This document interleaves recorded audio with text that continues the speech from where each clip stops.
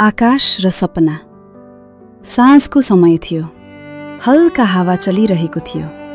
आकाश छतमा एक्लै बसेर आकाशतिर हेरिरहेको थियो। ताराहरू देखिन्थे, तर उसलाई एउटा नाम मात्रै याद आइरहेको थियो, सपना। सपना उसको जीवनमा शान्ति बनेर आएकी थिइन्।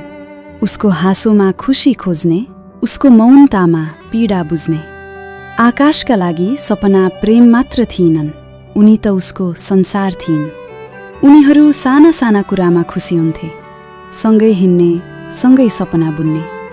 आकाशले धेरै पटक सोध्थ्यो, सँगै मेरो साथमा रहन्छौ नि?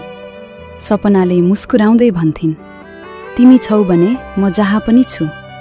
तर समय बिस्तारै बदलिन थाल्यो। सपनाका फोन कम हुँदै गए, सन्देशहरू छोटा आउन थाले। भेट हुँदा पनि आँखामा पहिलेको जस्तो चमक रहेन। एक दिन धेरै चुपपछि सपना बोलिन्, आकाश, म तिमीलाई माया गर्छु, तर अब यसरी अगाडि बढ्न सक्दिन। आकाश केही बोल्न सकिन। उसको छाती भारी भयो। किन? उसले मुस्किलले सोध्यो। सपनाले आँखा झुकाउँदै भनिन्, म आफैलाई भेट्न सकिन। यो सम्बन्धमा म हराउँदै गएँ। त्यो दिन उनीहरू छुट्टिए। कुनै झगडा भएन, कुनै चर्को शब्द बोलेनन्। तर त्यो शान्त छुटाई आकाशको जीवनकै सबैभन्दा ठूलो चोट बन्यो। त्यसपछि रातहरू लामो भए। आकाश अझै पनि सपनाको नम्बर फोनमा राखेर हिँड्थ्यो। डायल कहिल्यै गरेन, तर हरेक रात औँला त्यहीँ पुग्थ्यो।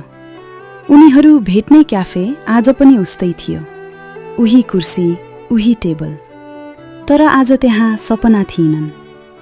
आकाशले बुझेको थियो, सबै प्रेम मिलनका लागि हुँदैनन्। केही प्रेम त जिन्दगीभर मनमा बाँच्नका लागि मात्र हुन्छन्। आज पनि आकाश सपनालाई माया गर्छ, तर टाढाबाट, कुनै गुनासो बिना, कुनै अपेक्षा बिना।